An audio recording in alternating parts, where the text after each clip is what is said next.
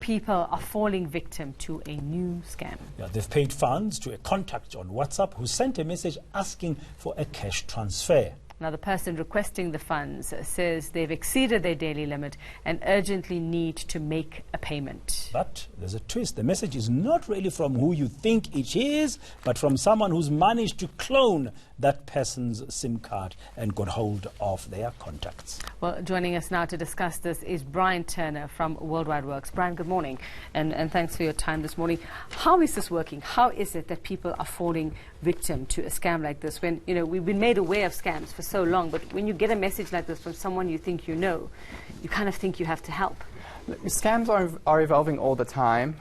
This is just the latest version of the SIM swap scam.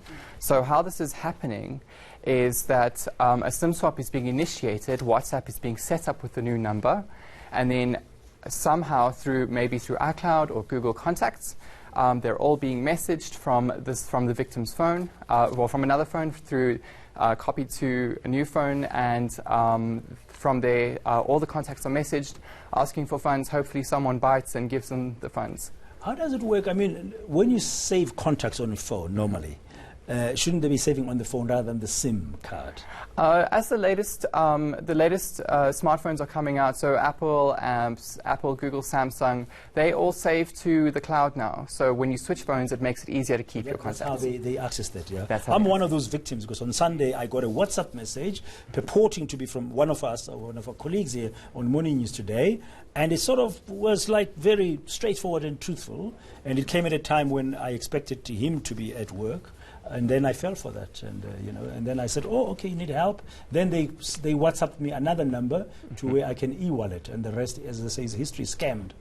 Yeah, well, there's a lot of social engineering that happens with it. These scams generally come right before payday. The funds will be requested just before payday, so it looks really legitimate. And if you're close to that person, you'll really it might be something common that happens, and yeah. Yeah, we all of us on our team actually got that message, but some of us checked with the others to say like, some of us were smarter than some. Well, you got yours on Sunday, we got ours on Monday. So you see, but I wonder, we were curious, Bryan, because we were chatting about this in our team meeting, wondering when it comes to a SIM swap, how do you do that? I mean, surely there needs to be some kind of identification. How does a SIM swap work? Who would be responsible? Yeah, I don't know if it's I'm not sure what the process is. So there are two ways to SIM swap someone's basically initiate a SIM swap without them knowing. The first and most common way is through phishing, an email scam.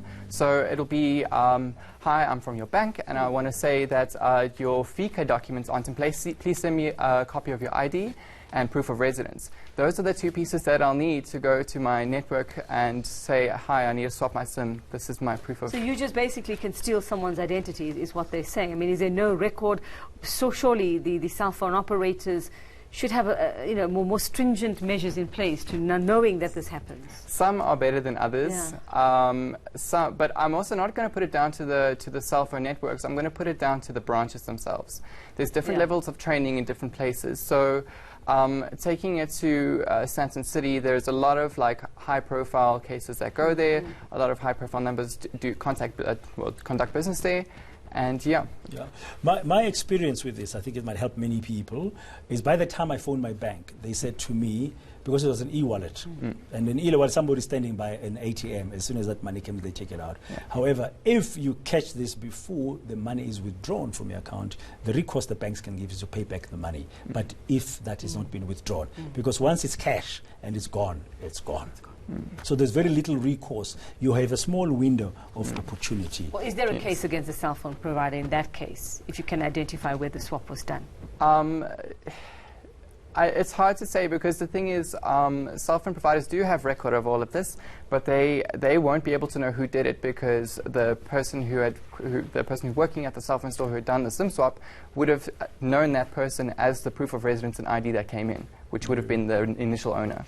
I guess with WhatsApp it becomes very difficult. I think you need to be smarter and maybe have some secret questions that you ask ourselves or yourselves in the WhatsApp group that will say, "Hey, this is not Dan, it's somebody else." Maybe you have to be smarter as well, because and it came through with a picture and everything of the person, the WhatsApp. So the profile picture was the same person. So yeah, that would happen, because the number was was just ported. So it's the exact same number. And, you know, we're in an age now where our cell phone numbers are basically our new ID numbers. So well, this person would have drawn this money at an ATM, right, if it was e-wallet. So possible, if police really want to investigate this, could actually look at a camera. ATMs have cameras and see at that point, down to that second, who was at that ATM, who was the person. It would have to. It would also have to involve a lot of working together with the networks and the banks, which is. I mean, they're both quite slow to do things. So. You really have to have your wits about you nowadays with all of this technology and stuff. Yeah. It's so easy to escape. But thank you very much, Bryan, for coming through. That's Bryan Turner from World Wide Worx. After this, your sport coming up with Michael.